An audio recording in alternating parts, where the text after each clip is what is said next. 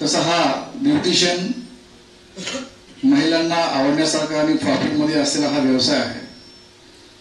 या दृष्टिकोनातून दर्पण ब्युटी पार्लरच्या संचालिका अर्चना मॅडम यांचा खूप दिवसापासून इच्छा होती की सर आपण एक महिलांसाठी स्पेशल कार्यक्रम आयोजित करू.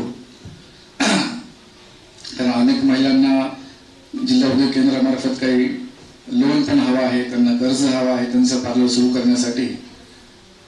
तर त्या दृष्टिकोनातून आम्ही हा महाराष्ट्र उद्योग विकास केंद्र जिल्हा उद्योग केंद्राच्या सहकार्याने आपण हा एक दिवसीय सेमिनारचं आयोजन केलेलं आहे. खरं तर मला आनंद खूप झाला की आजच्या एक दिवसीय कार्यशाळेसाठी जवळपास आपण मोर दॅन 100 इथं आपण उपस्थित आहात. आम्ही अशाच प्रकारचे एंटरप्रेन्योरशिप डेव्हलपमेंट प्रोग्राम्स घेतो टेक्निकली. त्याच्यामध्ये एक महिन्याचं प्रशिक्षण असते आणि महिलांसाठी 1000 रुपयाचं स्टायपंड असते, which is totally free of cost. पण त्याला एवढा प्रतिसाद मिळत नाही जेवढा प्रतिसाद तुम्ही आता नॉन स्पॉन्सरच्या बॅचेसला दिलेला आहे. फक्त एवढं सांगतो की आता तुमचं हे जे एक दिवसाचं प्रशिक्षण संपल्यानंतर ज्यांचे एक्झिस्टिंग युनिट आहेत किंवा ज्यांना नवीन उद्योग सुरू करायचा आहे त्यांच्यासाठी महाराष्ट्र शासनातर्फे मुख्यमंत्री रोजगार निर्मिती कार्यक्रम ही एक खूप सुंदर योजना आहे. त्या योजनेच्या माध्यमातून आपण जर शहरी भागामध्ये असेल तर 25% सबसिडी आणि ग्रामीण भागामध्ये जर तुम्ही युनिट सुरू करत असाल तर 35% सबसिडी आणि उर्वरित जे असेल ते बँकेचं लोन असणार आहे. म्हणजे तुम्हाला फक्त 5 ते 10% रक्कम गुंतवायची आहे तुमची आणि 20 लाखापर्यंतचा व्यवसाय तुम्ही स्वतंत्रपणे चालू करू शकता. खूप सुंदर योजना आहे. त्याच्याबद्दल इन डिटेल मार्गदर्शन तुम्हाला चव्हाण साहेब करतीलच. माझी फक्त या एक विनंती होती की योजना खूप सुंदर आहे आणि फक्त प्रशिक्षण घेऊन कुठेतरी मग बाहेरून जाऊन लोन काढण्यापेक्षा किंवा डायरेक्टली तुम्ही बँकेला अप्रोच करण्यापेक्षा you can go through the DIC. तुम्हाला जी काही मदत असेल ती मदत करण्यासाठी आम्ही नेहमी तत्पर आहोत. डिटेलिंग वगैरे चव्हाण साहेब देतील. आजच्या प्रशिक्षण कार्याला मला बोलल्याबद्दल मी MCDचं खूप खूप आभारी आहे. आमच्याकडे मुख्यमंत्री रोजगार निर्मिती कार्यक्रम या योजनेचे आमचे nodal officer Satish Chavan, MCD नांदेडचे प्रकल्प समन्वयक शंकर पवार साहेब, तसंच आजच्या कार्यक्रमाला आलेल्या अर्चना मॅडम. तर मी तुम्हाला थोडक्यामध्ये सांगतो की मुख्यमंत्री रोजगार निर्मिती कार्यक्रम सरांना जे आता जे सांगितलेली आहे ही महाराष्ट्र शासनाची फ्लॅगशिप प्रोग्राम आहे. म्हणजे महाराष्ट्र शासनामध्ये जेवढे काही योजना चालतात तर फ्लॅगशिप योजना आहे आणि यामध्ये नांदेड जिल्ह्यासाठी आपल्याला 900 उद्योजकांना कर्ज आणि अनुदान उपलब्ध करायचं आहे. आजपर्यंत आम्ही फक्त 250 पर्यंतच पोहोचलो. हे जे आम्ही कर्ज प्रकरण करू याचं डिटेल्स ऑनलाईन ऍप्लिकेशन कसं भरायचं आहे, कोणकोणते कागदपत्र लागतील हे सब सांगितलंच. पण एक्झिस्टिंग युनिट तुमच्याकडे आहेत. आता बहुतेक हे सगळे ऑलरेडी एक्झिस्टिंग आहे पण तुम्ही त्याच्यामध्ये अपग्रेडेशन करू शकता. कुणाचं पार्लर असेल तर आजकाल जे नवीन संकल्पना निघाली मेकअप स्टुडिओ वगैरे त्यासाठी बरंचसं तुम्हाला साहित्य वगैरे लागेल. तर असे काही इलिजिबल प्रकरणं असतील आणि ज्यांची इच्छा आहे त्यांनी ह्याच्यामध्ये करावं.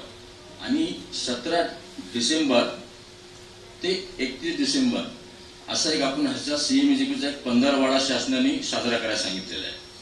तर ह्या 15वाड्यामध्ये काय होणार आहे, तुम्ही जर अर्ज भरले विदिन टाइम तर कलेक्टर साहेबाकडनं किंवा बँकेचे LDM साहेब आहेत किंवा आम्ही DIC वाले हे सगळं आम्ही तुमचा प्रयत्न करून कर्ज प्रकरण एक मोहीम स्वरूपामध्ये मंजूर होतील. म्हणून मला आज एवढंच सांगायचं आहे की तुमचा हा 1 दिवसाचा सेमिनार झाल्यानंतर तुम्ही तुमचे ऑनलाईन ऍप्लिकेशन 1 ते 2 दिवसामध्ये करून घ्या. साधारण कागदपत्र आहे जे आपल्याला बँकेला KYC लागते तेवढंच आहे आणि एक ऍडिशनल प्रोजेक्ट रिपोर्ट असतो. जास्तीत जास्त तुम्ही अर्ज भरून घ्या. अर्ज भरल्यानंतर आम्ही पाठपुरावा करून बँकेकडून मंजूर करून घेतो. आता सगळ्यांनी सांगितलं की CMEGP chief minister employment generation programme मुख्यमंत्री रोजगार निर्मिती कार्यक्रम ही एक फ्लॅगशिप योजना. फ्लॅगशिप योजना म्हणजे काय की सर्वात जास्त सबसिडी देणारी योजना आहे आपली. महाराष्ट्र शासनातर्फे सध्या ज्या ज्या योजना झाल्या त्यामध्ये सर्वसामान्यांना स्वतःचा व्यवसाय सुरू करण्यासाठी सर्वात जास्त सबसिडी देणारी, सर्वात जास्त म्हणजे किती की 35% सबसिडी. 100ला 35 रुपये, 1 लाखाला 35,000 रुपये आमच्याकडून. 1 लाखाचं जर तुम्हाला भांडवल हवं असेल तर तुम्ही 1 लाखाचं बँकेकडून कर्ज जरी घेतलं तरी आमच्या मार्फत गेले तर त्यावेळेस तुम्हाला फक्त फेडायचे 65,000 रुपये. हेच मोठं सांगणं किती चांगलं वाटेल. मी नेहमी म्हणतो की समजा एखादी ताई एखाद्या मॉलमध्ये गेली, फलाने किसान मॉलमध्ये, तिथं कोणतरी बिलिंग काउंटरला ओळखीचा असेल आणि मी सुद्धा गेलो ताईच्या पाठीमागे, पहिल्यांदा पाहिलं, मला तर ते 1000 रुपयाचं लावलं, ताईला लावलं 900 रुपयाचं. का तर सूट ओळखीचे म्हणून. ओळखीचे म्हणल्यानंतर 100 रुपयाची सूट जरी दिली तुम्हाला, कोणत्या गोष्टीला 1000 रुपयावर 100 रुपयाची सूट जरी दिली तरी तुम्हाला किती छान वाटतं. तुम्ही 4दा बायाला म्हणसाल, अरे आपले ओळखीचे असंच असतं आपलं, उगीच नाही असं आहे ना, असं काहीतरी प्रकारचं म्हणजे तुम्हाला फार छान, म्हणजे अंगावर मुठभर मास चढल्यासारखं वाटतं ना. तशाच प्रकारचं जर महाराष्ट्र शासन जर तुम्हाला एखाद्या उद्योगासाठी तुम्हाला 35% म्हणजे 1,00,000ला 35,000 रुपये जर देत असेल तर कितीतरी चांगलं आहे. एवढी चांगली योजना आज सध्या तरी आज तऱ्यात नाहीये, सध्या चालू आहे, पुढेही चालू राहील.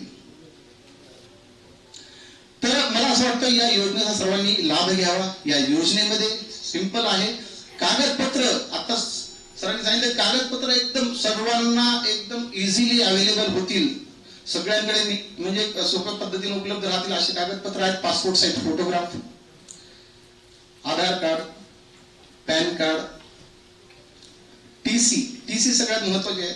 कारण टीसी सगळ्यात महत्वाची याच्यामुळे आहे की टीसी वर जी बर्थ डेट असती ती बर्थ डेट लय महत्वाची असते. कारण आधारवर तर काय 5-50 रुपये देऊन इकडे तिकडे बर्थ डेट चेंज सुद्धा करून घेतलं जाईल. मी असं म्हणत नाहीये, हे माझं अनऑफिशियल स्टेटमेंट आहे, प्लीज याला व्हायरल करू नका. तर म्हणजे बर्थ डेटची जी शुअरिटी असते ती टीसीवर असते, कारण ती लहानपणापासून चालत आलेली असते. त्यामुळे आम्हाला डेट ऑफ बर्थ साठी टीसी महत्वाची आहे.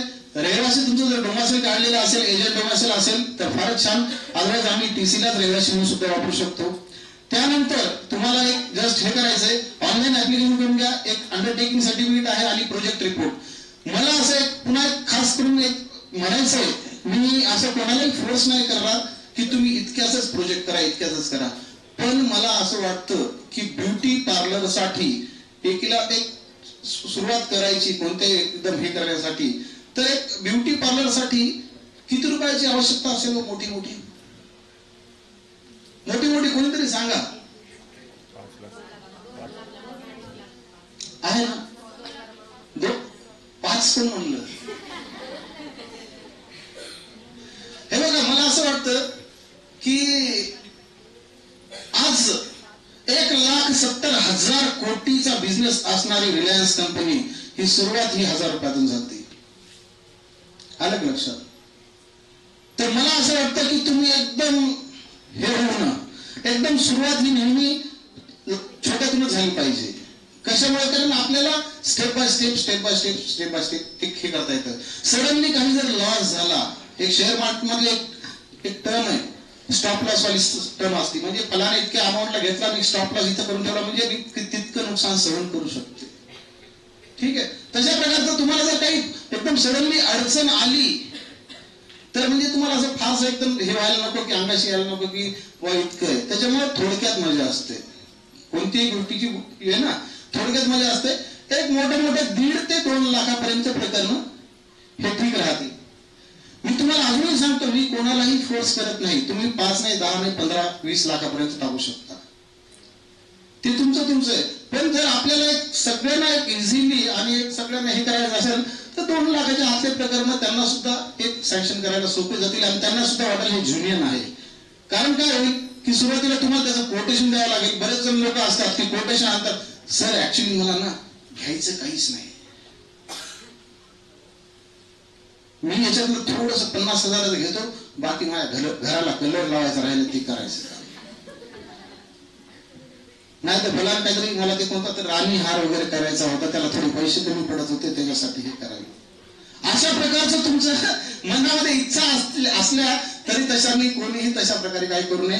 तुम्ही जेवढ्याचं प्रकरण करसाल, जास्तीत जास्त 20-30,000 रुपये तुम्ही जास्ती एक वर्किंग कॅपिटल ठेवू शकता, खर्च भांडवल. बाकी 1.5 ते 2.25 लाखापर्यंत तुम्हाला कॅपिटल एक्सपेंडिचर ठेवायला लागेल. कॅपिटल एक्सपेंडिचर म्हणजे स्थिर भांडवल, जे की तुम्हाला त्याच्या मशिनरी किंवा जे काही साहित्य पाहिजे असेल किंवा छोटं मोठं फर्निचर वगैरे करायचं असेल व्यवसायासाठी, घरातल्यासाठी नाही, तर ते सुद्धा करू शकता.